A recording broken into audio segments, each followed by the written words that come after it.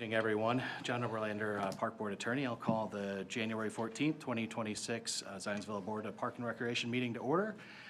Welcome to a new year. We'll start off with the roll call, and if you could please spell your name when I call it after saying present for the new AI minute generator. That'll be helpful. Doug Tischbein. Here, Tischbein. Kimberly Lane. Here, Lane, Lane. Dan Layton. Here, Layton. Matt Milburn. Here, Milburn, Milburn. Chad Dilley. Here, Dilley. Anna Shapaw. Here, Schappauggh.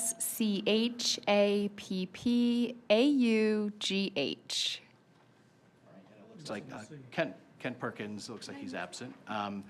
So we'll move on to election of officers. So first we'll elect the president, who will then chair the meeting once he or she is elected. So open the floor for nominations. Nominate Doug. Is there a second? Second. All right. Any other nominations? All right, close the nominations, and if you could vote aye or nay for Doug Tischbein to be the 2026 president. Aye. Aye. Aye. I'm sorry, all in favor? Aye. All opposed? All right, Mr. Tischbein, congratulations. Thank you for your confidence and support. Just add that to your resume, Doug. You're right. It's getting longer and longer with retirement. Yeah. So I guess I'll open the meeting with approval of the December 10th, 25 minutes. Has everybody had a chance to review? Sorry, Doug, do the vice president Oh, And I'm the sorry. secretary. and the secretary. Do we have a nomination for vice president?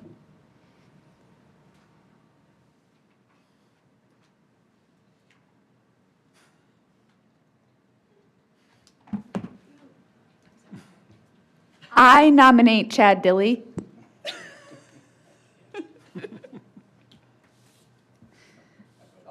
I'll second. Nay. We have a second. I'll second. All those in favor? Aye. Aye. All those opposed? Nay. I think the majority rules on that one. Open up nominations for secretary. I'll nominate Kimberly Lane. Do we have a second? Second. All those in favor? Aye. All those opposed? Motion carries. Good to go? Well, welcome to the board. Welcome to your positions, Chad. Thank you. I'll try to make sure I'm here. Thank you. That'll be good. So, opening up for approval of December 10th, 2025 minutes. Everybody had a chance to review. Do I have a motion to approve? Do I have a second? Second. All those in favor? Aye. Aye. Any opposed? Thank you. I abstain. I wasn't present for that meeting. So we open it up to any public presentations or comments. Do we have anybody online? Anybody in the audience? We do not. Moving on to staff reports. Jared? Thank you. Good evening, Park Board. Jared Logsdon, Superintendent of Parks and Recreation, JARODLOGSDON. As we closed out 2025, just want to highlight a couple of items from the superintendent report. Staff in the department enjoyed a Q4 all-staff meeting and holiday party where we celebrated the victories of 2025 and began to set new goals for 2026. During that last month of the year, our staff also completed OSHA 10 training, which is a requirement of employment. So now we're all up to date on that standard. Moving over to maintenance, staff created 267 work orders in the month of December, completing 249 with 244 of those being preventative, so approximately 75%. Maintenance responded to several snow events in the month of December. Onto our natural resource management, our natural resource techs assisted with snow response and began to update our land management project plans throughout our park system. Stantec continues to restore 14.25 acres of prairie out at Carpenter Nature Preserve. That'll be ready for day one as we cut the ribbon later this year. So that was sponsored by a gift from the Zionsville Parks Foundation for the Green Carpet Initiative earlier last year. Nature Connections continues in class in our schools with their outreach sessions at Boone Meadow Elementary.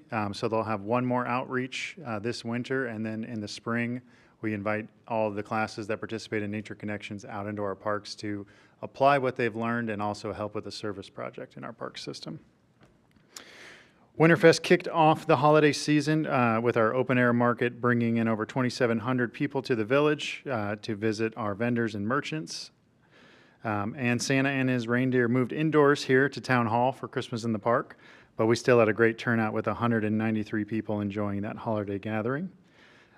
For Mulberry Field's concession stand, we did have the owners walk through, and a punch list was created for the remainder of the project. So those items are being crossed off, and as we receive final inspection certifications, we'll begin to open the restrooms to the public, and then later this year, the concession stand portion as well.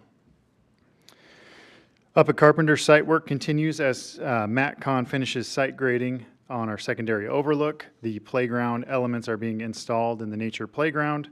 Roofing is going on at the Prairie Pavilion, and they've begun to paint the inside of the restrooms as well.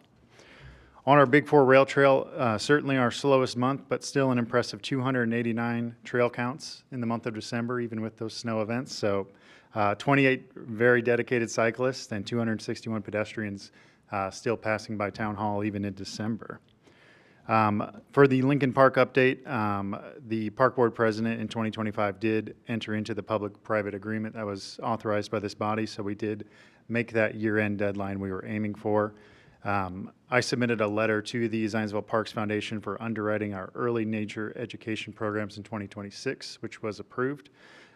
Those dollars and sponsorships will help us support the cost adjustments as we implement our new sustainable structure for programming.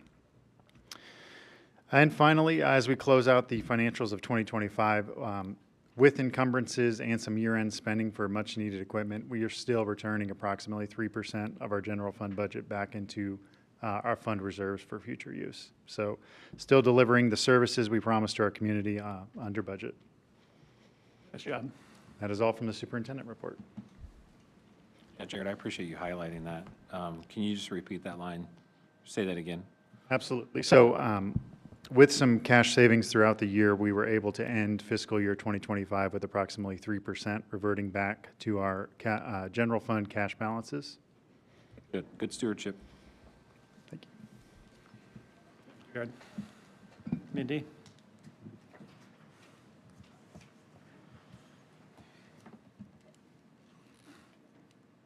Good evening. Mindy Murdoch, Director of Recreation Services, MINDY-MURDOCK. All right, so we wrapped up 2025 with 837 walk-ins to the Zionsville Nature Center. As Jared had mentioned a few things, we finalized the last of our first round of Nature Connections outreaches in early December at Boone Meadow Elementary. We also spent the evening with the library for the Hawk Foundation VIP event, which is always a lot of fun. The naturalists enjoy that one. A few other things, we had a lot of programs unfortunately canceled due to weather, and that falls with our weather policy we have for programming that anything below 20 degrees, we do, if we cannot move those indoors, we do cancel those for the safety of participants as well as for our staff. A few other highlights, we of course had 2 Luminary walks in December, both were very well received. One with 58 at Creekside Nature Park and another with 55 at Overly Warman.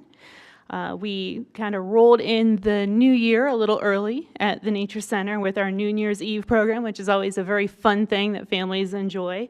And then, of course, we had our kickoff to Winterfest with Open Air Makers Market, which increased about 700 participants this year.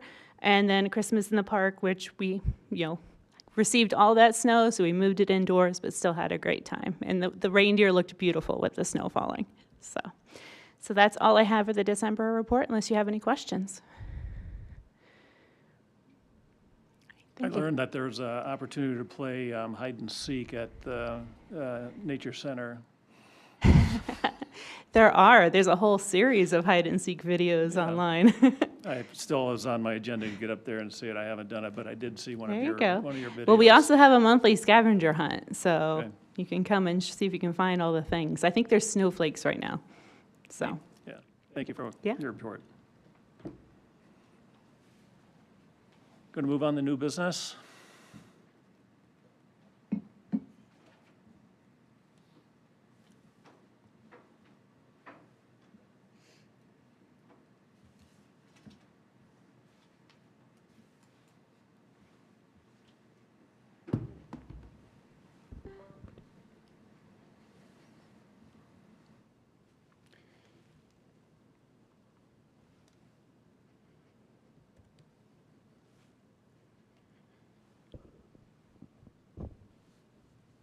All right, booting up here, just wanted to take an opportunity to highlight all of the work that is done throughout the year in the Zionsville Parks and Recreation Department with our year-end, year-in review. Now, some of these photos are very large, so there might be a delay when we transition slides, so I appreciate your patience. First off, I just want to start by highlighting our park system. So in Zionsville, we hold 800 acres of parkland, which is an exceptional amount for our capita. With 67 square miles, we are trying to establish the same level of service that was enjoyed in Zionsville back when it was only Eagle Township. So we're about a little over halfway there, but with those 800 acres, we've got our active parks, we have conservation easements and dedicated restoration sites. We have trails and skate parks and basketball courts and everything necessary for our community to live a thriving, healthy life. And we value our role we play in that.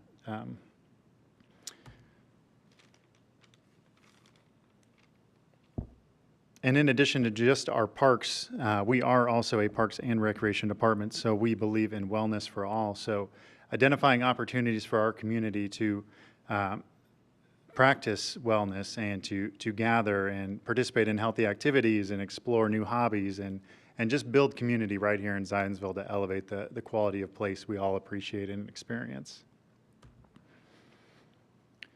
And a foundational core of that wellness is the foundation of nature education. So Zionsville for a long time has been a town within a park, and for over 20 years we have had a nature center providing nature education to our residents, to our school students, and to our community at large. And we continue to grow that every year, finding opportunities to touch every milestone in life, whether that is our toddler treks, where they're just learning to walk themselves in mud puddles, or re-engaging our senior community with our IMN and other programming. So essentially a core to Zionsville residency is some balance of nature education.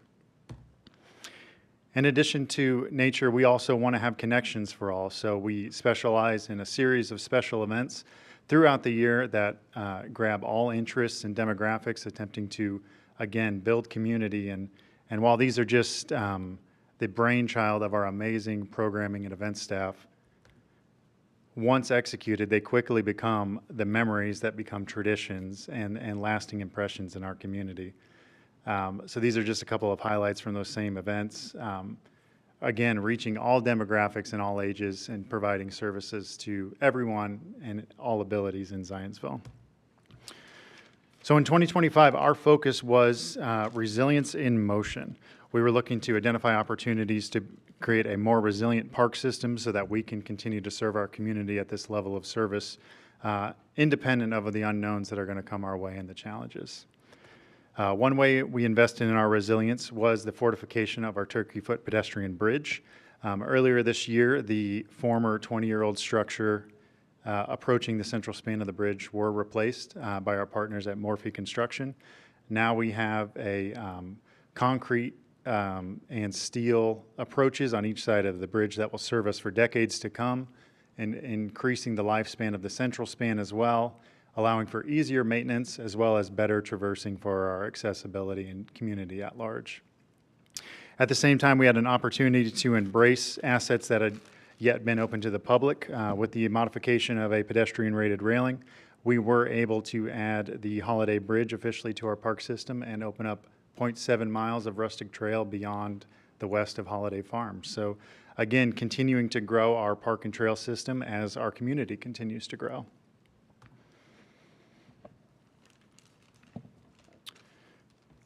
We invested in ourselves with the Heritage Trail Park Hoop House, not only an opportunity for outdoor programming with garden practices and programming, but also an opportunity for our native natural resources to plant native seed, foster those plugs, saving money on the front end with not having to purchase those from vendors, but also improving the biodiversity within our park system and staying true to our mission as stewards of the land we maintain. There it is. In addition, we wanted to support the life and activity that had returned to Mulberry Fields with all of the sports teams. So the Mulberry Fields concession stand, as mentioned earlier, is nearing completion. Not only will this provide year-round restrooms, but it's also going to offer concessions to the many sports teams that call Mulberry Fields home. We have Zionsville Rugby, Zionsville Little League, ZYFL, and we're looking at conversations with lacrosse and as many partners as we can in the community to provide this amenity for public use. And we continue to make progress on the Carpenter Nature Preserve. So just 4 years ago, the master planning level was all we were at with this. We were just so fortunate to have this opportunity provided for us to develop a 215-acre nature preserve.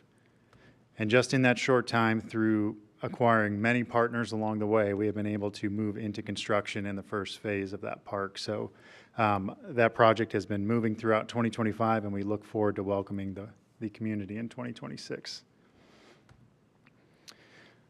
We continue to build up our resilience and accessibility throughout our park system. So in 2023 to 2028, the master plan also had an ADA transition plan within. So each month we utilize that to identify opportunities that we can adjust park amenities to be compliant with ADA standards, therefore improving our accessibility, but also working towards that goal of a sustainable and accessible park system. So the picture before you is the stencil that goes on the companion pads at each of our memorial benches, so that allows for wheelchairs to pull up next to them. So we didn't overpour the concrete. That's a welcomed addition. And none of this would be possible without the continued partnering of our community. There's a couple of groups I'll highlight specifically, but there are countless organizations throughout the year that reach out to us just wanting to invest and help in our parks or partner on an initiative. And it truly takes a village to take care of as much as we have. And fortunately for us, Zionsville answers that call. One group in particular I want to call out is our Boone County Invasive Cooperative. This 501c3 formed recently and has spent over 200 hours in our parks in just 2025. So those 200 hours were spent combating invasive species, primarily bush honeysuckle, which has inundated every single forest of all of the Midwest. So every week that group forms, comes out and works on designated areas. As you'll recall, we entered into an MOU with them earlier last year.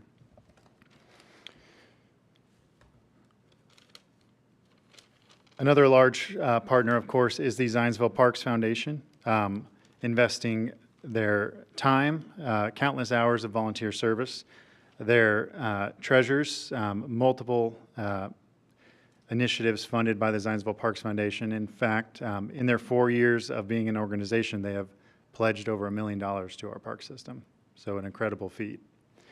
And their talents, joining us in special events and celebrations throughout the calendar year. They help us add to the experience at those gatherings, as well as promoting the civic pride in our community.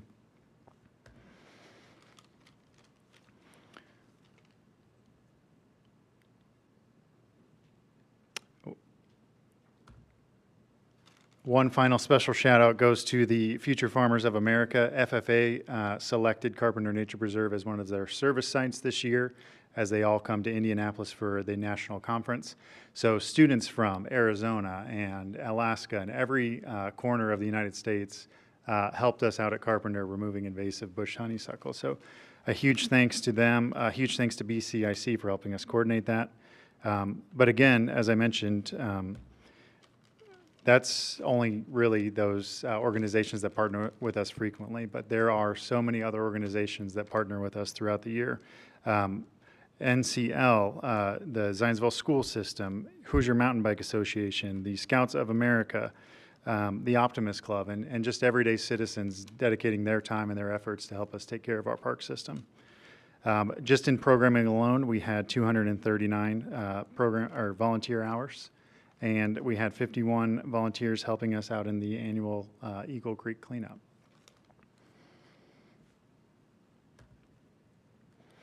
So just a couple of numbers before we dive into the different divisions of our park system. We had 115 shelter reservations in 2025. That's 150 birthday parties, wedding receptions, all walks of life and all gatherings we found requesting our shelters, and we really appreciate that. Out of our 2 garden plot sites, we've filled up with 79 plots reserved in 2025. And our dog park continues to maintain approximately 274 members each year, enjoying that. And one of my favorite sites is driving by Heritage Trail Park and seeing 2 dog owners that obviously have just met and doing that awkward owning a dog dance with each other. Now we'll move on to programming, and I'll hand this over to our Director of Recreation Services to talk about some of the year-end data there. The shelter reservations, how are those year over year? Are those? We have seen a decline since the program was piloted in 2022, but we still continue to see steady reservations almost every single weekend of the year.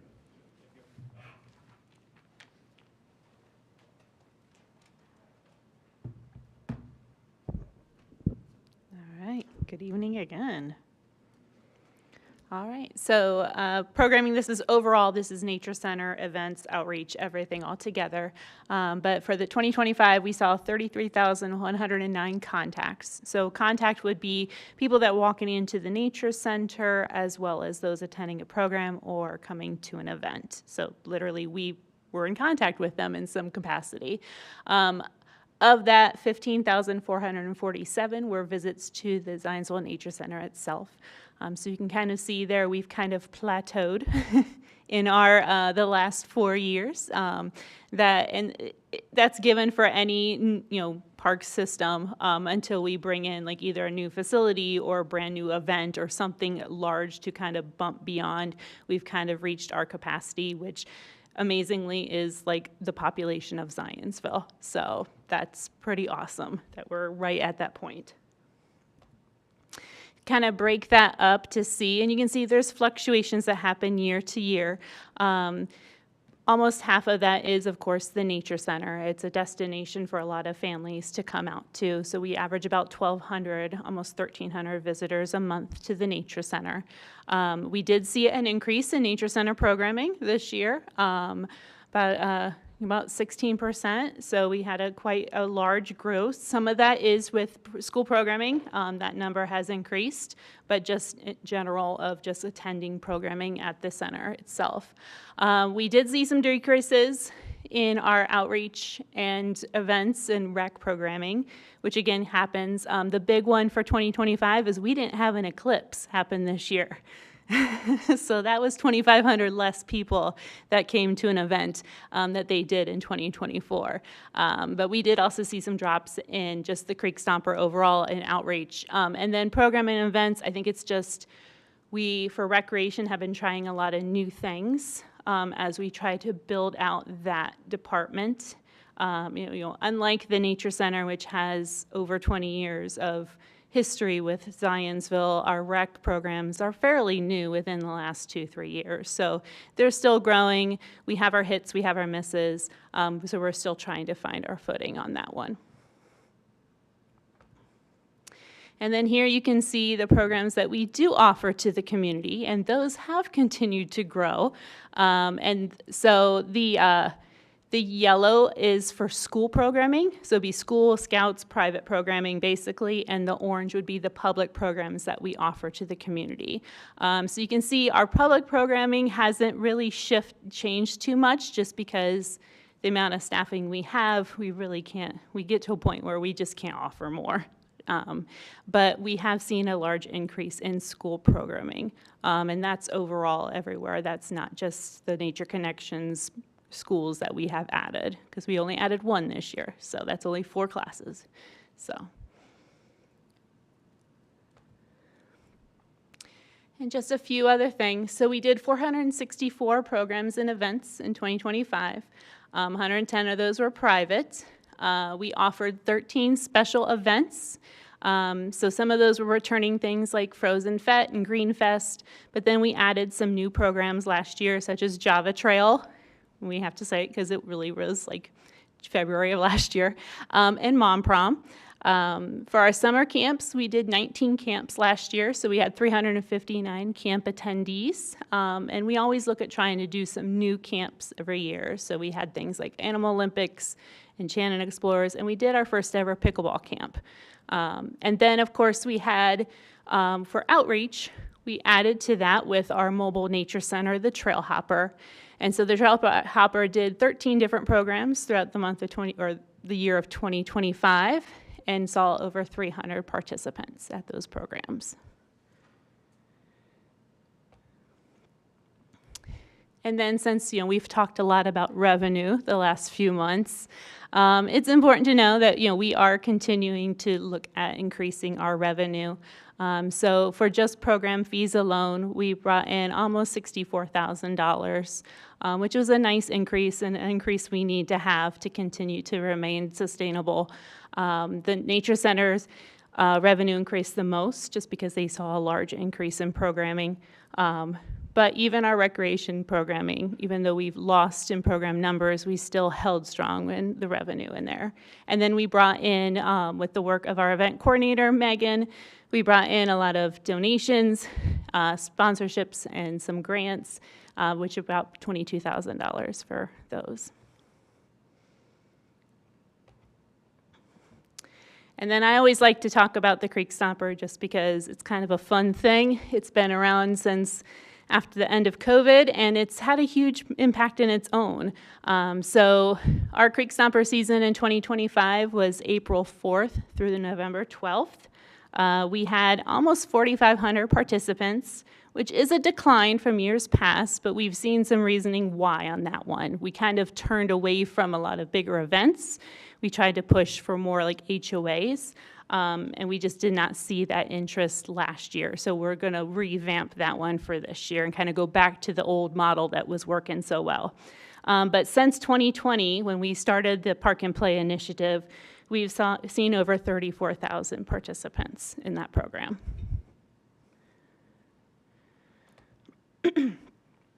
So some obstacles that came up, but we look at as opportunities to kind of change things up in 2026. We did see a lot of program cancellations due to low registration. Not sure why that one is, but we are looking at our program quality, and we're also looking at ways that we can market what we have. That's going to be a big one for us, is how do we market what's going on in the Parks Department. We also saw that decline in outreach, so we are looking at focusing back onto community-based events with the Creek Stomper, and doing more in-park programming versus trying to look for those outside groups. And then, of course, the Nature Center, but surprisingly for January, the Nature Center attendance is back up. So we're hoping maybe it was just a weird seasonal thing that was going on that last quarter. But overall, the biggest one for us is how do we market the parks? The poll we had for social media seems to have changed, and so that'll be a big discussion that we have throughout 2026, and we'll try to find some new ways to do that.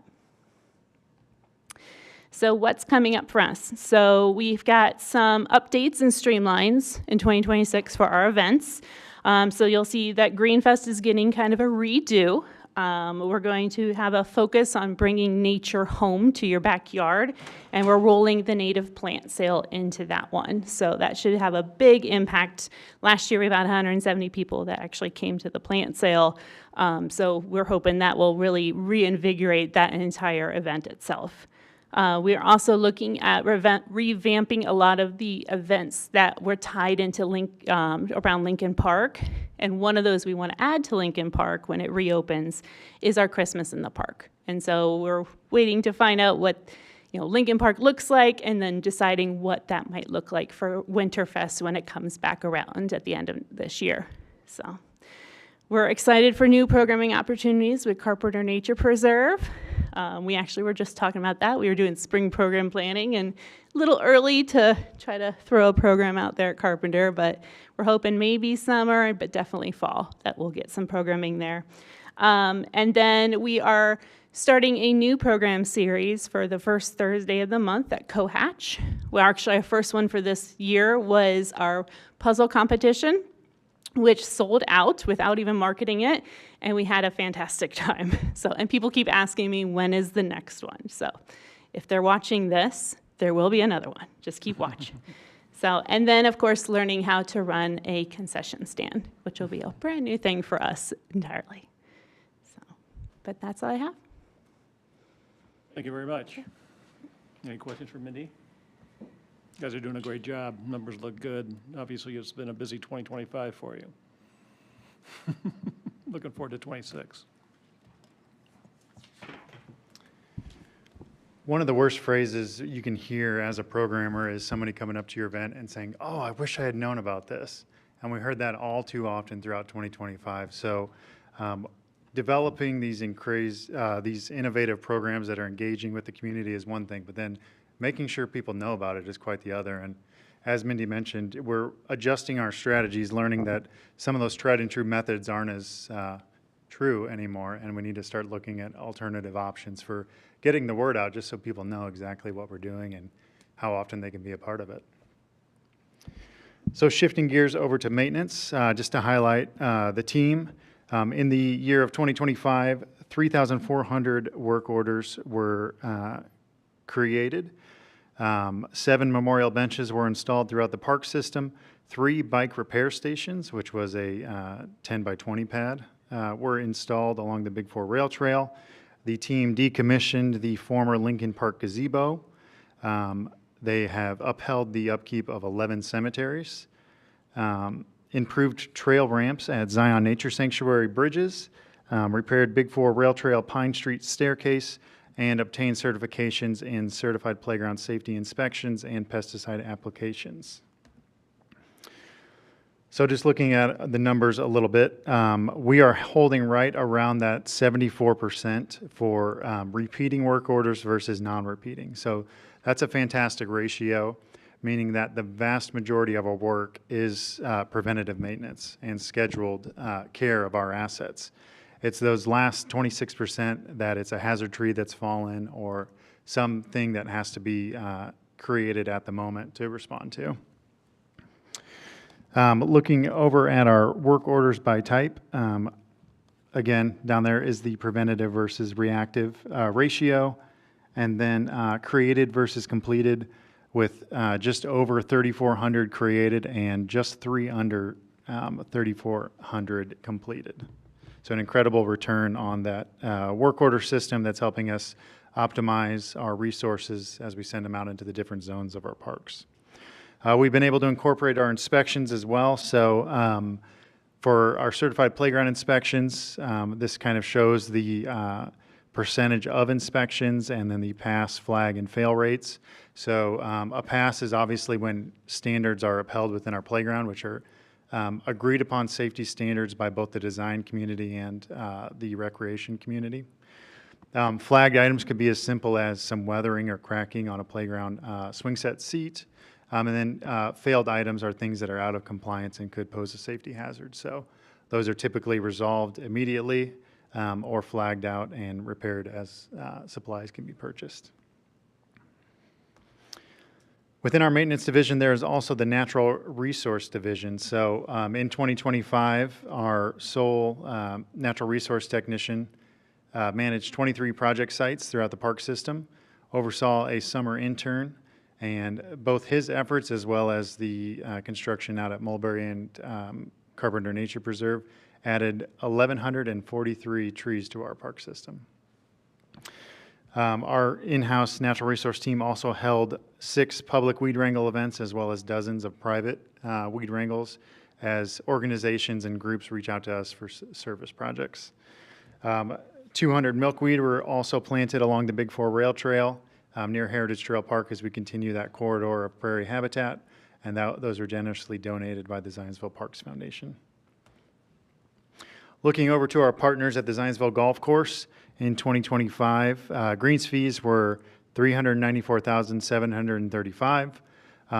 Comparing that to our 2023 totals, which is the last year that the department was managing the course, we are right around 301.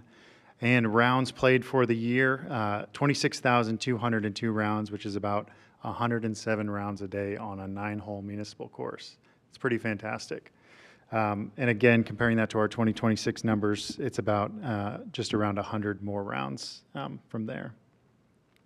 And a limiting factor to that is just the available tee times. You can't crunch the parties together much more without causing issues on the course. So they're really optimizing the amount of people they send out the door every 12 minutes to fill those tee times. So looking ahead, what's next for our park system as we enter into 2026?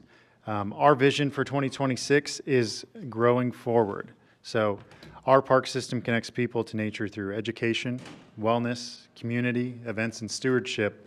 And we are going to make some significant growth this year, not only as a department, but also as a park system.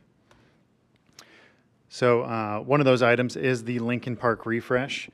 Deconstruction activities began at the Q3 of 2025, and we have selected a partner through the BOT procurement model, Envoy Inc., and Structure Midwest to join us in construction of the Lincoln Park project. So we will deliver a project very similar to the renderings on the screen, working through cost savings measures and value engineering. And our Park Board President, Doug, has been instrumental in overseeing that process and assisting me as we negotiate those terms. Moving back over to the golf course, the Snack Shack should begin construction. That will be ADA compliant restrooms as well as a small concession stand at the back of the course, a very welcomed addition to the existing restrooms at the clubhouse. We're also actively working with the Wild Air community to develop the woods of Elizabeth and Sylvester Johnson of Wild Air Farms. This is the 30-acre parcel that was donated to the Parks Department, Park Board last year. And working with the developer utilizing impact fees, they are actually going to place that park infrastructure so that we can open this up to the public, probably just around the same time as Carpenter. So we're actively working on those design elements as well. And last but not least, the Carpenter Nature Preserve. As you saw in earlier photos, there is significant progress being made. We are just about to reach the substantial completion milestone where a punch list will be made, and we'll be in the same spot as we are with our concession stand, closing out minor items and ready to welcome it to the community. So looking forward to this first park in Union Township, our largest park to date, and just what that's going to be for the next chapter of Zionsville Parks. And to conclude, just to thank the Zionsville community, thank our park board, our town council for allowing us to provide these services to our community. We are a small but mighty department, managing over 800 acres, providing over 400 programs to our community a year, and just an incredibly dedicated group that come to work every day, happy and ready to advance our mission into the community. So happy to answer any questions. How many miles of trails? 30? Over 30. Over Yep. 30. We keep adding them every year. I got to get a new count. Do we have a ribbon cutting plan for Carpenter? We will, as we get halfway through the punch list and we're feeling really good with construction wrapping up, we'll set that date. You'll all receive an RSVP, absolutely. But our final completion for that project was May 1, 2026, still. How is the Lincoln Park refresh looking? Are we getting, I know you guys are working through the process, but is it looking like we're going to be able to get within budget and we're still kind of on the same timeline? Or do you guys have any updates to share on that? Yeah, I'm happy to say that we have really kicked it into gear with the development team to finalize those items. REA is working with Envoy to finalize the new specs and the design elements. We've made some adjustments to the specs to get back into budget. We feel like those are sacrifices that it might be, some longevity, but we're still going to have a superior product that we can maintain and take care of. So we are still currently on the exact same timeline as originally scoped. There's just going to be a little bit more work in 26 than there would have been at 25. I think it's looking pretty good. Got another meeting in early February to kind of get through the guaranteed maximum price, and then we'll start negotiating better pricing once we see what the final numbers are.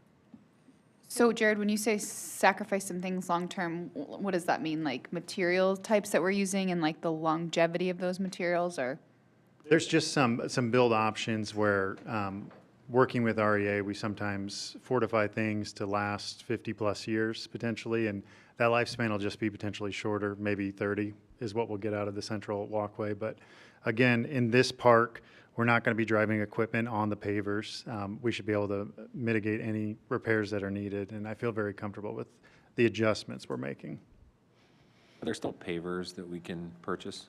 Yes, thank you. So by popular demand, we have reopened the Love for Lincoln brick engraving campaign. So through the month, you can go online to our Love for Lincoln page on the website and reserve a engraved brick. And when you engrave, it's actually engraved at checkout. It's a little bit misleading when you get into the website, at least it was for me. But when you check out, you actually put in your 3 lines of engraving. So it's really good. How many were we up to? We're up to 35 or I think we're well over 40 now with the reopening. since the reopening? Yeah, we're doing great, and we appreciate the community support. Those funds will be directly reinvested into the refresh and amenities at Lincoln Park. We have a goal of what we're trying to get to, Jared? Like No, maybe it make was- a call out to the community, like help us get 100 or whatever it is. I've honestly been blown away by the reception to date. We weren't really banking on any set number. This was truly understanding the historical and emotional significance of Lincoln Park and just inviting our community to be a part of that next chapter. So again, I mentioned those funds are going to help us purchase planter beds, help us purchase patio furniture that's movable throughout the site, and just other things to continue to breathe life into Lincoln Park. Thank One you of the for things asking. that we brought up is kind of do a little bit larger scale marketing campaign for the bricks. And I know, based on what I've heard you and Mindy say, that you're working on kind of a marketing initiative for Parks and Rec. Not really sure what that looks like or who, kind of takes that forward. Is that in-house? Is it out-of-house? How do we brainstorm on what's best? And how do we use the tools that we currently have in the community? Like we've talked about the current, running an ad about the brick campaign. I've read, I think the mayor talked about it in one of his discussions, so I saw, but trying to expand that a little bit so we get it out to a broader community, I think would really help out. So I would like to know, when we get to your marketing, what does that look like and what's the structure of it? Who are we going to use, and, what do those assets look like when we can? Absolutely, and we've begun many of those discussions, and advertisements and publications is certainly one of the first things we looked at. But that does have to be balanced. We do not have a marketing line. So those will be directly pulled from our contractual services, and that'll have to balance with whatever else we planned for those funds. So we're strategizing the best use, and fortunately, there's a lot of organizations that do want to highlight the work we're doing and get us out into the press. So we're continuing to find that. I think just reopening is a great indication about the community support. If you're up to 40 plus, I mean, that's pretty cool. What was it the first time, 144? Yeah, that's right. So it was over 217 with the first window this fall. So over 250 people have pledged a brick towards the Lincoln Park refresh. So we really appreciate that support. Jared, I had a friend that had asked me in the fall if that was open, and of course it wasn't at the time. So just in case anybody's listening, I'm on the Zionsville Parks and Recreation website right now. And I'm just trying to find it. Would it be under Support Your Parks?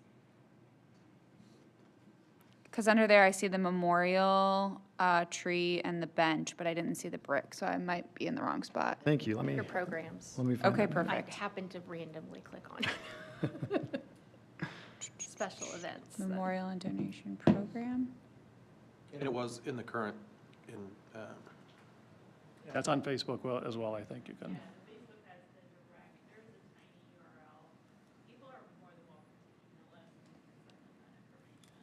Okay.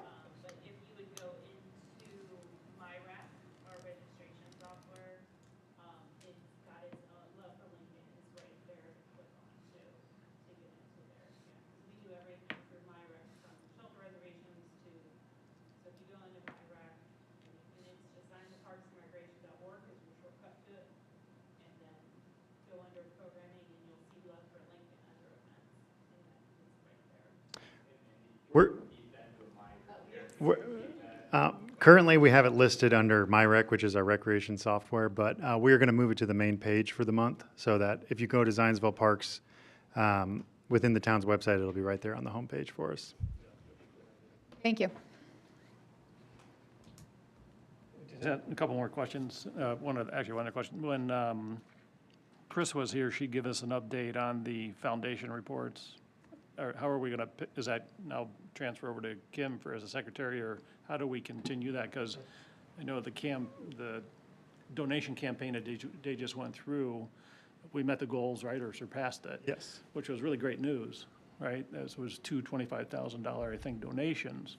And we had great contributions and met those goals. Who's going to take over that foundation kind of overview when we start our meetings? Yep. So I've had an early conversation with the foundation president, but we're coordinating whether we want to adjust that relationship or appoint a new person directly. So I'll have that answer for you next meeting.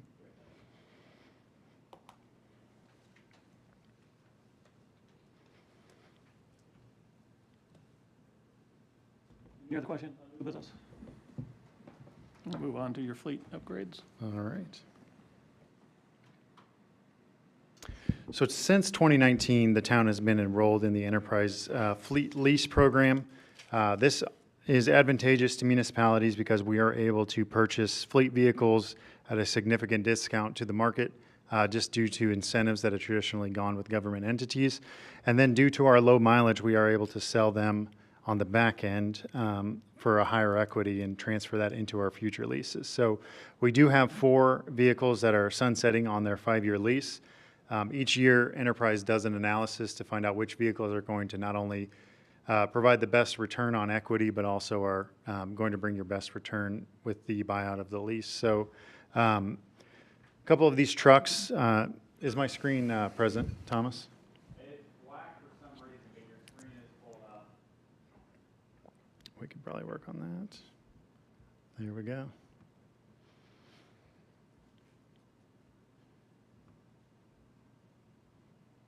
All right, appreciate your patience there. So, now I can't see it. We have 4 vehicles identified. It is the 2018 Explorer as well as 3 of our F-250s. We are proposing to trade in the 3 F-50s for the Dodge Ram 2500s and the Explorer for a Chevy Traverse. With that, the Rams would have a monthly payment of $3,354.03, and that is both the lease as well as the maintenance plans for those 3 vehicles. And the Traverse would be $830.26. Those numbers are prior to incentives, so there's an additional $7,000 that would come off the Rams and $2,100 that would come off the Traverse, and that doesn't account for the equity of our trade-ins. So looking at the chart here, we have an estimate on the equity we would procure with the fair market rates of our existing fleet. So I apologize, I'm going to have to adjust my screen real quick.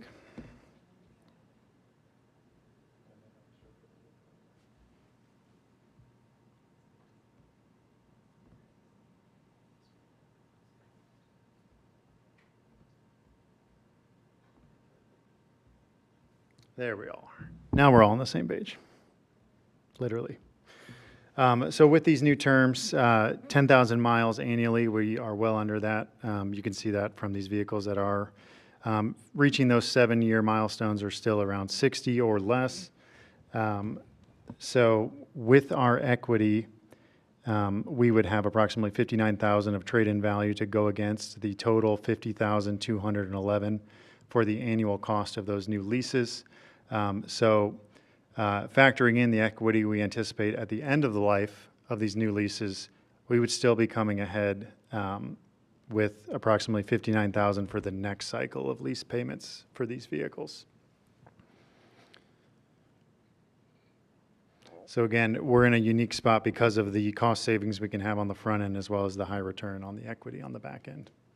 So maybe restating the obvious, we lease these currently, Correct. and Yep. so we would have to, if we wanted to keep the 2018 Ford Explorer, we'd have to pay 11 grand to keep that.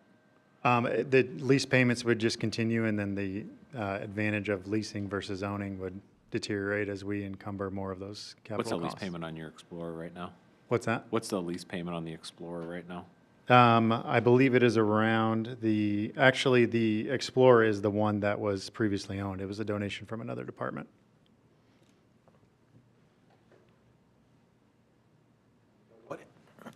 What is the current lease payments versus what the lease payments will be?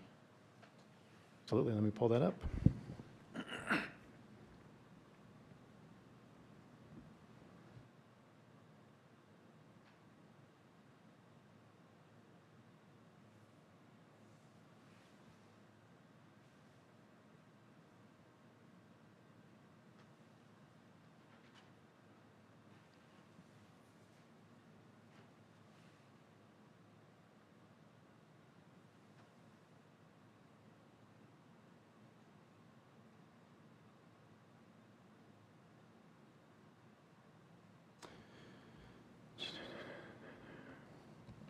Well, I don't have it on this spreadsheet, but our current lease payments are approximately around 56,000, and we are awaiting trade-ins on a couple of those as well. So that is anticipated to go down to around 43,000, I believe, after the trade-ins. Is that our total lease or just for the trucks that we're looking at currently?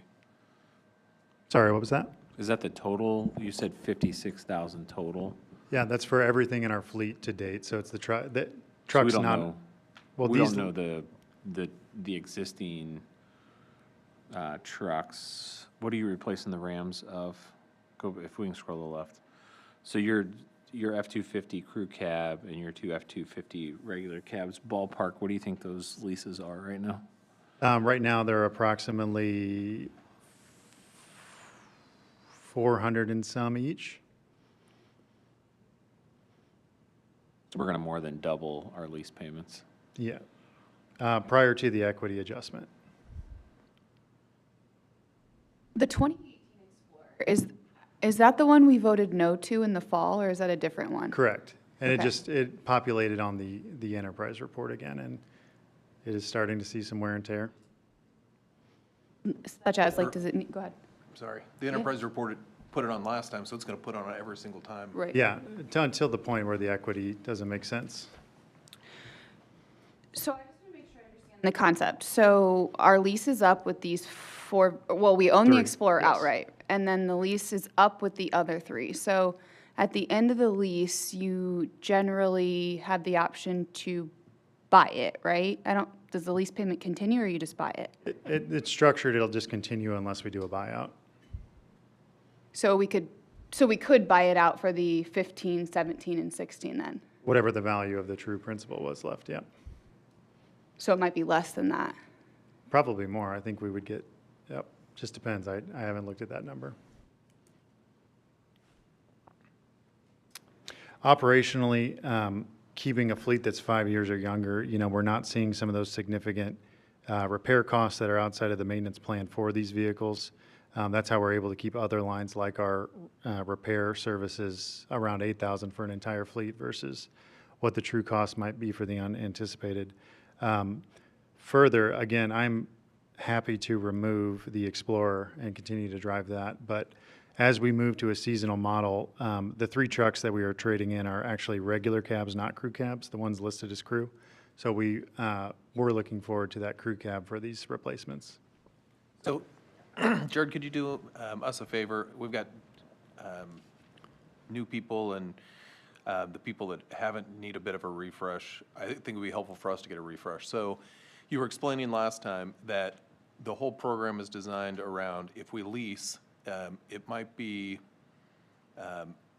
it's less expensive payments, but then we never own them. But then we factored in, there's something factored in with, it also saves us a bunch of money on the maintenance stuff. Can you kind of refresh why we went to this model? Yeah, and again, this decision was made prior to my joining the town, but I do support the concept of it. So working with many other municipalities, you hold on to those assets till you can no longer turn over the key, and then you surplus them for a couple $100s. This model allows us to have a dependable fleet that we're not wondering whether it's going to start that day. We're not incurring a lot of those capital replacements on powertrain or struts or a lot of those other items that happen as wear and tear occurs. But to your point, we truly never own these vehicles. It's a revolving door, which fits our operations as far as keeping other expenses down. And again, the significant advantage to this for municipalities is that we're able to get significant incentives on the front end and then retain equity on the back end due to low mileage. So, 5-year leases. 5-year leases, yep. So the 1,056 as an example, I'm just looking at the second one, or I guess they're all the same. So if I look at the second one, it's 1,056, but we're getting 15 grand, and over 5 years, that's 3 grand a year. So it's probably going to be $250 a month less than that, but it's still going to go from 400 to 800. That is correct, yep. And I guess part of that is the price of vehicles after COVID. And these are upgraded to our needs, so these trucks would come with the plow package. They have the lift gates, so they help us day one. We don't have to outfit them afterwards after we receive them. So I'm looking at the claims that we're about ready to approve at the end of this meeting, and our lease payment is just on the 3, right? Because we own the other one outright. It says it's 55, 63. We have additional trucks Oh, beyond okay, so that. there's more than that. So Yep. that's not, I'm not comparing apples to apples with that. Correct, yep. Okay. this $50,211.36, that would be the annual cost for the monthly payments of the 4 new vehicles, is that right? The annual cost for the leases with the maintenance program prior to equity or the incentives that aren't listed on the invoice. Okay. And then I look at approximately what it would take us to pay off the 3 trucks, which is about 50,000, right? And those all, one has 43,000 miles, one has 30, and one has 24. And we have a crew cab pickup truck. It just hit 6 years old, had 115,000 miles, and to this day, we've never, other than tires and brakes, right, had to put anything into it. So I have a hard time when we look at a car with 24,000 miles and 30,000 miles, thinking about maintenance of, like, it won't start, right? When we could just pay those off for 50,000 and own them outright as a one-time expense until there is maintenance, opposed to paying $50,000 for the next, indefinite future. So just with the mileage, I mean, I get that they're at the 5 years now, but, I mean, those are, to some people, brand-new cars. Right, and I think that the mileage is a little misdirect, which is our advantage in the market, because these trucks are utilized, 8 hours a day, 7 days a week. It's just driving from one park to the next and not driving to, the next town over or anything like that. So that's why the mileage appears lower than potentially the wear and tear of these trucks. They're driving on trails, some rustic, some paved, but It's not like us driving our car. I mean, there is a different they're level. work And so, vehicles. I mean, the rating of municipal wear and tear, it's kind of police at the top, DPW and parks next, and then our planners and things that actually just kind of use them as commuters. So the mileage is an indicator of kind of how much it's drove around, but not necessarily the work that vehicles put in. Have they had to go in for any maintenance this year, like to use that maintenance package? Yeah, the maintenance package, it's only $50 a month. It covers the bare essentials of fluids and some of those routine maintenance items. So there are still opportunities that we have to fund repairs with this fleet as well. Oh, I got it. I guess I assumed that was part of the maintenance package. So like, right now, even through the lease package. But are they under warranty? No, because they're over the 5 or 6 years, but under the mileage probably. Right, yep. I don't know. Can you help us, what does DPW, they're doing the same thing with the same, Yeah, and much like we received the Ford 550 last year, thank you, they have a lot larger fleet, more pickup trucks, more heavy-duty trucks, and more light, large equipment that they're also enrolled in this program. The vehicles they hold on to longer are those kind of 550s and specialized dump beds that they need for salt and other things. Is there a reason that we have to make this decision tonight, or can we ask you to get us, I would like to know, like, what our lease payments are on these three, really. Sure. What they will be after they factor in whatever things, their discounts or whatever they're going to graciously give us back at the end of this, and what it's, so that we're comparing apples to apples. I'm happy to do that. I mean, unless it's time sensitive, or one of these is, like, No, red it's simply wire or just something. Starting the clock on the order. So, Okay, yeah, if you can get us more detail so that we have more numbers, I I'm would happy to do that. appreciate it. because we're trying to be good stewards, and also, we're looking at these like they're our cars, and we're like, I would never. And so I also feel like if you could help us out with like, what is the general, like what are other departments doing, and what is how typical is this? And then what would the maintenance typically start to look at? Because you're right, they're driven all day long, and they're probably, especially in this weather, on even when they're parked and people are off doing stuff to keep them warm, et cetera. Yep, absolutely. I can get those answers. Jared, can you also just include our overall fleet, and then remind us how many techs we have? Like, how many techs do we have on our team? Year-round, we have 6, and then this summer, we'll look to recruit up to a dozen more at a time. I think that would help us with the picture, because you're probably trying to plan for peak labor season with the trucks and your crew cabs and things like that. So I think if you could kind of outline all that with your assessment, it'll help us put the whole picture together. Absolutely. And I would agree with your comments, but I mean, this is probably like the time I would strike to buy a car is like 25, 30,000 miles. So this is like what I would buy, right? So I appreciate your comments too about just kind of level setting with that. And it's probably not ran hard like a police car, right? You're not stop and go a lot, so it'd be helpful. Thank you. Yeah. Continue then that till next we month. can Just make a motion to table. I make a motion to table with Jared to follow up with the items we outlined. Second. Second. All those in favor? Aye. All those opposed? Motion carries. Thank you, Jared. Yep, thank you all.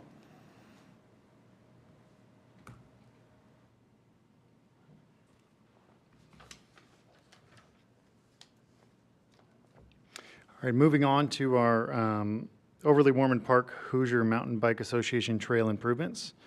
So last year, we entered into an MOU with the Hoosier Mountain Bike Association, Indy Trail Collective, to partner on the Overly Warman trails. And part of that condition was they can help us maintain the trails, but as they propose new segments of trail, it was to come before this body for approval. So meeting with representatives of HMBA this year, they have a fantastic idea to really create a flowing course out at Overly Warman Park that would be more of a little regional destination for our Indy Metro. So much like our disc golfers and some other park amenity hobbyists, they will travel for new experiences in their hobby or sport. So the feedback we've received over the past 3 years is the mountain bike trails that were put in originally with the park design are incredibly challenging for many of our central Indiana community. So we have adjusted the difficulty level on those. They were originally designed to be gateway trails for all abilities, but we quickly learned there is a lot of hard work that has to go in to pedal up many of those approaches, and then some technical skills needed just to flow through them. So throughout the proposal in the packet, you'll notice a couple of narratives on how they would adjust the existing trails, changing the direction on portions to make it flow better, to have more resilience. But then also the largest improvement would be to add a beginner trail network throughout the site, and that is on the screen in green. I have walked this with HMBA.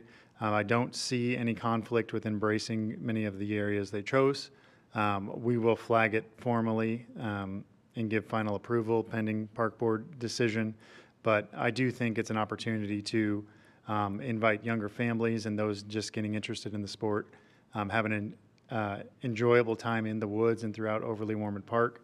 The way it is laid out, it also minimizes impacts to the disc golf course. There's only 3 locations where it intersects with paved trail, and with those, it is at the nodes, so it's already a subconscious signal that it's a trail intersection. And I was really impressed just with how they were able to look at Overly Warmond Park and embrace it with a more enjoyable flowing mountain bike opportunity. So with this board's consideration, HMBA would begin to develop a beginner trail, improvements to our intermediate trail, and adjust the flow of the advanced trails. These alternates would minimize pedestrian intersections, reduce conflict with the mountain bike trails in the disc golf area, would add 4 miles of mountain bike trails to Overly Warmond Park, which, as our only park with established mountain bike trails, that would give us 5.25 miles in our park system. The timeline, upon approvals, they could begin as early as spring with the trail build, again, coordinating close with our offices with those activities, and then they would look towards a grand opening as early as this fall. And again, through the MOU, those trails would continue to be maintained and cared for by not only park staff, but also a large extension of HMBA. And all signage would be coordinated and approved through me. The white that's getting removed, that was interfering with the disc golf? The white that's being removed, that's closer to the blue and red loops there. That is so that there could be a flowing intermediate blue loop utilizing the existing trail. So changing the direction makes it less challenging and fits it into the International Mountain Bike Association standards for an intermediate trail. And then kind of off the subject, but you're saying bringing in families, like on these beginner trails, like 10-year-olds are riding this stuff? So to date, HMBA and some younger families have been embracing the earthen trails throughout the park. We allow that. So this is just separating those, but we've seen many young families out there.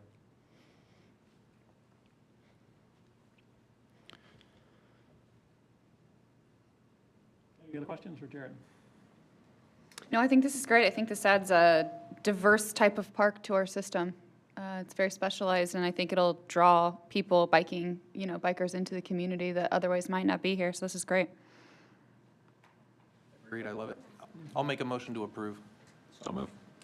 Go ahead, take For the easy second. one, Matt. All those in favor? Aye. Aye. Okay, all those opposed, same sign. Motion carries. Moving on to memorial bench donations, we have 2 applications this month. One is for a post bench along SP1 within Starkey, and the other is to adjoin hole 2 out at the Zionsville Golf Course. Do I have a motion? Motion to approve. Second.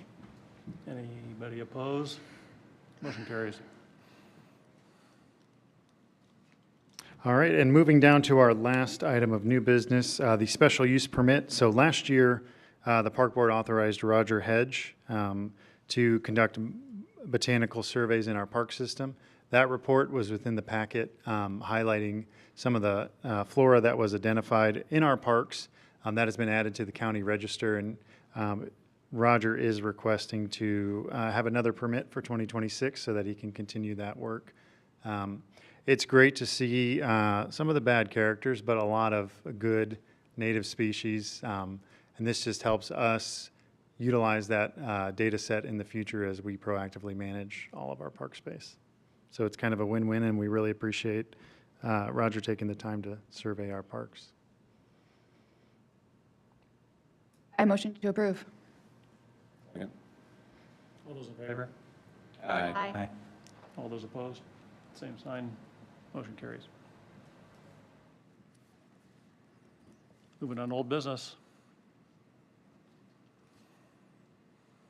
No old business, but moving into other board-related items, I wanted to introduce a topic that was presented to the department in the recent week. We have Roger Burris of Lions Club here as well to provide a little bit more context. But in 2023, as Lions Park added 5 acres to its park, as a part of their due diligence, they began to survey and understand what they could do with that 5 acres. And part of that was an existing water rights easement from the former utility that was once run by Zionsville Parks, or sorry, the town of Zionsville. And then as citizens began to serve Zionsville, that water right was transferred to citizens. So it is a former structure that no longer is in service, but it retains the rights should they need to recruit water. They would reactivate that easement essentially. So the issue with this is that that easement and former well are right smack dab in the middle of the new 5 acres.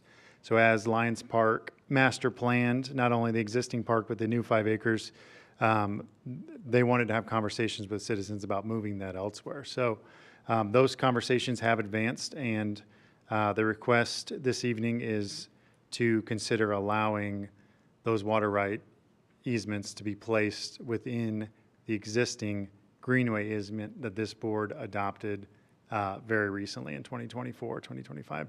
So with that greenway easement, Lions granted us permission to take care of the creek and also build a trail across their property.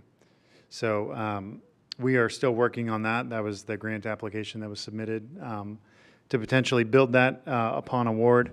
But the request this evening, or at least the initial discussion, is we have a right as the easement holder to permit this or not. So being good neighbors, just understanding, this is Lions property, and as long as we can still establish our trail and take care of the creek, then as far as I'm concerned, our commitments to that easement are fulfilled.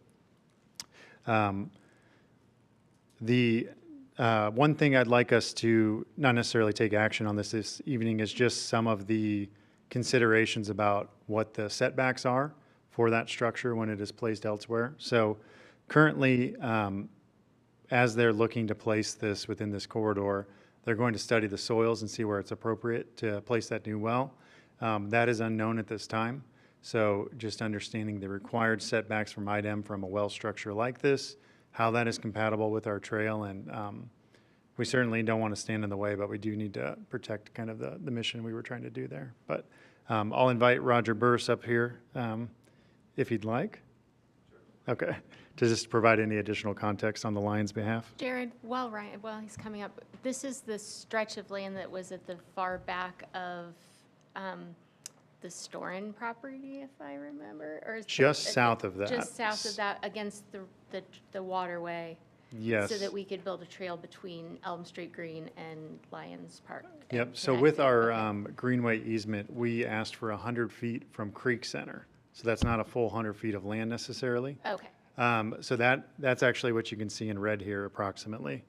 So Citizens is kind of asking just to match that footprint for where their easement might go. they'll dig a well, but what's the, above ground, other than having access to it, is there a big structure, or? I'll defer to Roger on some of Okay. the specifics, but that's also some of the fact finding we want to learn a little bit more about. Question regarding, will any trees have to be taken out to install this, or is it just going to go on, I know maybe we don't know exactly yet due to the soil testing, but what does that terrain look like right there? Is it just grass or trees, or? It is the riparian corridor. There is certainly open space beyond the existing tree line, but As you mentioned, the soils will really be the determinant. But we also don't know if citizens would need this tomorrow or 25 years from now. It's really about retaining the rights to that access. So that's kind of hard to consider.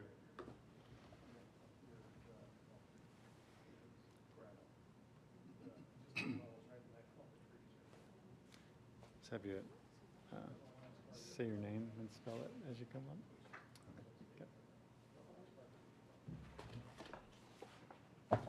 Hi, I'm Roger Burrus, B-U-R-R-U-S.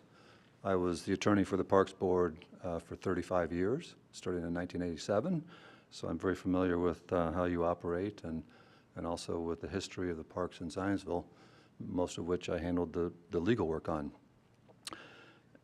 So I've also been a Lions Club member for over 40 years, and we got this opportunity to acquire this 5 acres from the Hinkline family, and we've worked closely with the Parks Board and Department in the past. We've got several things, like, you know, we had tennis courts and playgrounds that used to operate in our park, which a couple years ago you gave back to us. We gave it to you, to the town, like 50 years ago, and then we got it back because it just made sense, you know, for the Lions Club to handle the whole thing.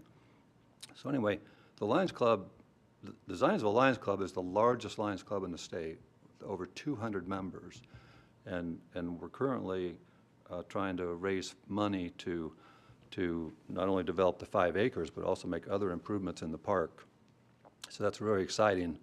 And but anyway, back to this water situation. This was something that kind of both sides inherited, because, I mean, it goes back years and years that when the town was taking water from this area, the Hinkline property, before they even bought it. And so when we asked them to remove, I mean, these facilities probably should have been removed years ago, but they weren't. You know, they were just left by the water department at that time. And so now that we want to make this into a nice grassy area, it's kind of right in the middle, as Jared said.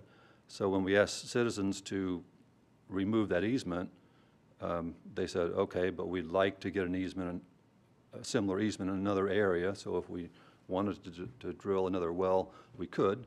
We actually had quite a few discussions with them about whether there might be a better location for that, like maybe over by Ford Road, where they have a plant structure. And but they think, for some reason, they'd like to have the right to do it within this area along the creek within Lions Club Park. So, and knowing that the easement that we have with you was non-exclusive, meaning, you know, we could grant other easements, but that agreement that was made in 2024 did say that if we were going to, if the Lions Club was going to grant any other rights within that area, it would have to be approved by a park board. So that's basically why we're here. And I'd be happy to try to answer any other questions. We've gone back and forth with citizens on some language and gotten them to include some language that would protect the Lions Club and, I think, the parks operation. So we think we've done about all we can do. And the next step is to try to get it approved by you and then approved by the Lions Club. This rendering here, the red shaded area, that's the current easement. Yes. Do we have anything similar that shows where they are proposing for the new one to go? Because they've, like Jared said, they would be doing some geological studies in order to determine where a good well might be. So we really don't could go even know where it anywhere. would be, yeah. We could go through all this and they could determine that there's nowhere along that stretch that they could even put one. Or they could come through the middle of the ball diamonds or the creek, or, I mean, No, they have to be within this red area. In that red area. So that's part of what we want to kind of sort out, is the easement language and the description they're using for the proposed water rights easement matches identically with our easement. So just saving a couple steps on surveying. Challenge with that is the ambiguity of where it would go, as mentioned. There are some protective language, there is some protective language within the easement that Lions Club would sign with citizens, allowing for some coordination of that exact location. So again, understanding if we have a trail and ball diamonds and whatever else, that citizens should, as a good partner, work around those. Is there any way to have them complete the soil testing and do whatever due diligence needed and show us the proposed options prior to us voting on it? I've asked them about everything I could think of, and I really doubt that they'd be willing to do that because, like I said, they're not prepared to do anything right away. But the Lions Club wants to move forward with development of that 5 acres, and the only way we can get rid of those existing easements is basically to give them another easement. And we don't have any plans that have been drawn up for our portion of, I mean, this is down the road, right? So we have designed, we've been under contract with REA to design where the trail makes sense. So we do know the exact layout of what we're proposing and what's been approved by Lions Park, should we get funding to add this trail in. So we kind of know what portions we're looking to put the trail, so that's a good reference point that we can provide with citizens and coordinate kind of this future planning. But again, to the point, their easement would be the entire same footprint that we have permissions to be on. Yeah, that gives me some apprehension. I would love to see this expansion. I'm super passionate about Lions Park. I think it's one of the best assets we have in our community. And you guys do amazing work, but it seems like I don't know, we could be putting the cart before the horse a little bit. The existing vault is below grade, right, except for the hatch that is above. So when I was out there and I opened up the hatch, it looks like the main pipe runs east to west from what I saw. So could you just, if Lions Park wanted to move forward with some level of improvements, could you, I have to assume that existing vault is going to be abandoned in place? They're going to tear it out, and we've already agreed with citizens that we would share that cost with them. So that could happen in advance of you guys doing your work while they're still doing their due diligence on where a new well might be located? I don't think that work can proceed until we have this agreement worked out. I mean, that's because their agreement to release the existing easement there where the vault is contingent upon our giving them a new easement. So, yeah, the plan was to get that done and then proceed with the removal of that vault. And there's also another well, there was a test well that was there from years ago that I'm not sure DNR even knew about it because it was so old, but they're going to make sure that's properly capped off as well. Just so I understand, are they going to drill a well, or they just want to have the right that in case anything ever did happen in the next 50 years or whatever, that they could? Yeah, we don't know if they're going to do it or not, but Gotcha. they'd have They the haven't right. told us if they plan to or don't plan to, they just want an easement. They don't have an active well there now currently, right? Yeah, so I was involved in a lot of these conversations back in 23, 24, on the front end of this. So at that time, that was, approximately 2 years ago, they did mention it wasn't financially feasible to run a new pipe to get to this source, but they certainly don't want to lose a water rights source. So that's really what this is. They explored putting it somewhere else on a Zionsville park, but I didn't think that was fair to this board or necessarily our property, so I wanted to keep it in Lions Park. So this is kind of where we are. I think we're all working as good partners. It's just making sure we can all protect the shared vision we all have out here. But I think Lions Park gave us the easement so that we could make that connector on the trails in good faith and gave us the right to approve or not in good faith that we would be partners. And I don't want to hold this up too much and hold up this project of growth that Lions Park, quite honestly, desperately needs that space.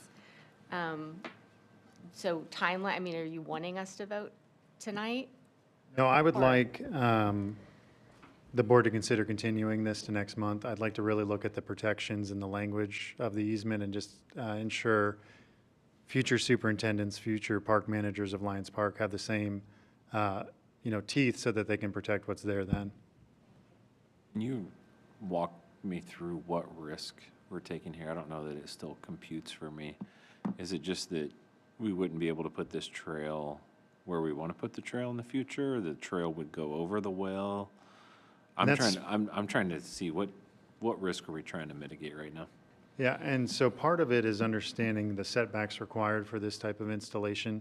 So, if Citizens does exercise their rights and puts their structure in before we could get our trail in, they could probably tell us to go pound sand and stay out of their the required setbacks, which would require, more sacrifice and compromise with Lions Park of potentially navigating into their park further. So it's really just trying to prevent, Just for the trail. not sticking to the plan. Just for the trail though, right? The trail and, Lions amenities too, if those setbacks require ball diamonds to be moved, that's also a challenge to what they're doing out there. So Lions Park, that's not our risk though, that's Lions Park risk, right? That's not our risk. So Correct. the only risks presented to us is just the placement of this trail. Correct.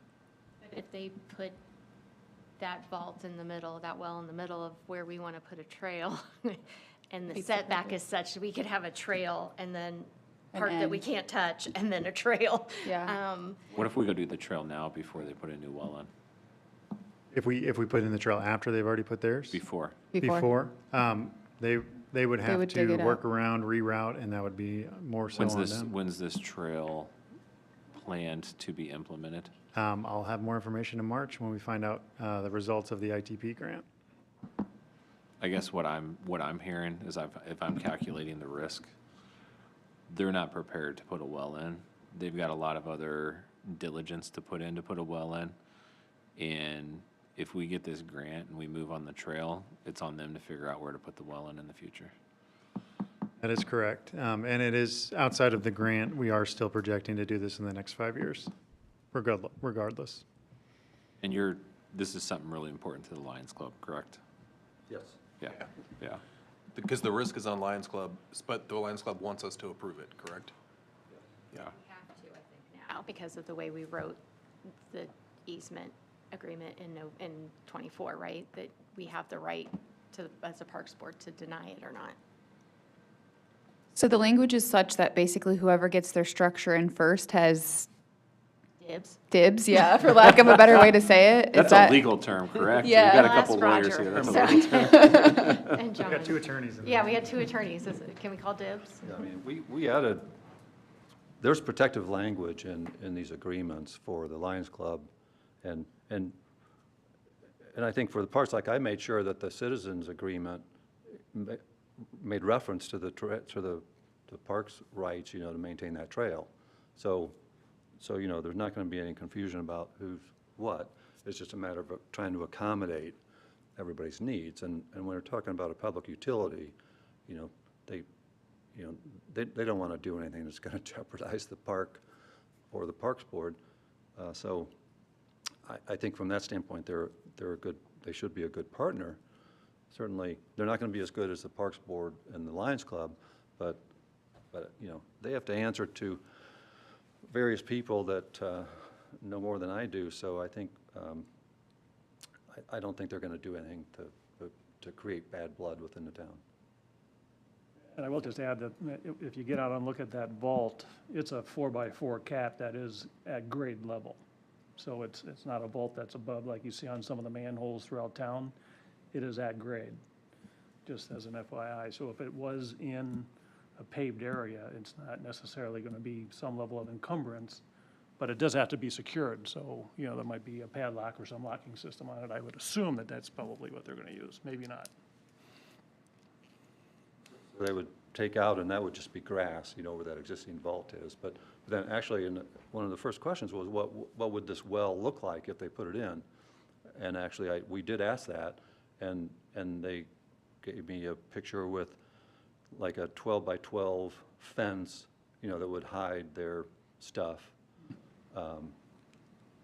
So you wouldn't really see the new well.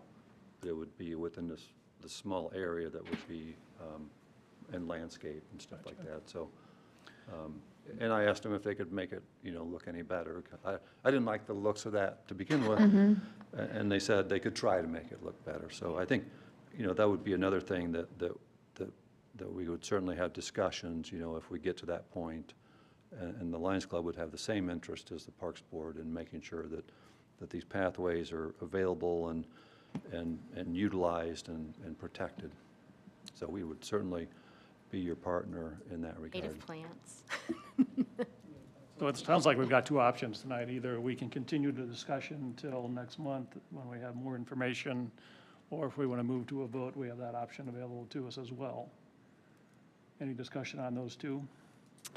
I would like to see if they gave you a rendering of what that 12 by 12 structure looks like, just so we can, oh, that'd be great. Remember where I put it? Jared, do you feel like you need more time to do your due diligence on this?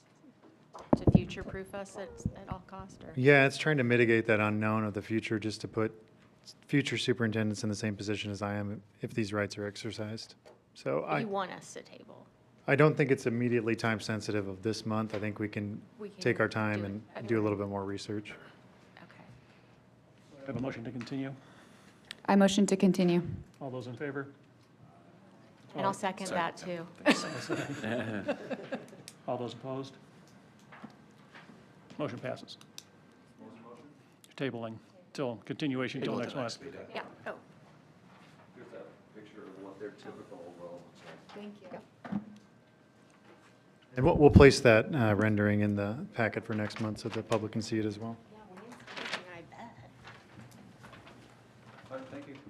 Thank you very much, and thank you for everything you're doing at Lions Park. If I can make an unrelated comment, my son is 5, and we go to Lions Park weekly in the summer, and there's a dirt mound at the back of it, like in between Lions Park and this piece of land, and it's like the most played on non-equipment in the entire park. Like, there's usually 15 kids at a time making structures on this dirt mound, digging holes in it, racing up and down it. And so, like, just if I can put in a plug to keep the dirt mound. That is part of the plan, yeah. Yeah. Yes, I'm serious. Professionals are saying, kids love things like that. They do. Like, he Natural runs play. right past the structures and to the dirt mound. Not that you want to hear that as you spent however much on the new one, but thank you. Anything else, Jared? That is all for other board-related items.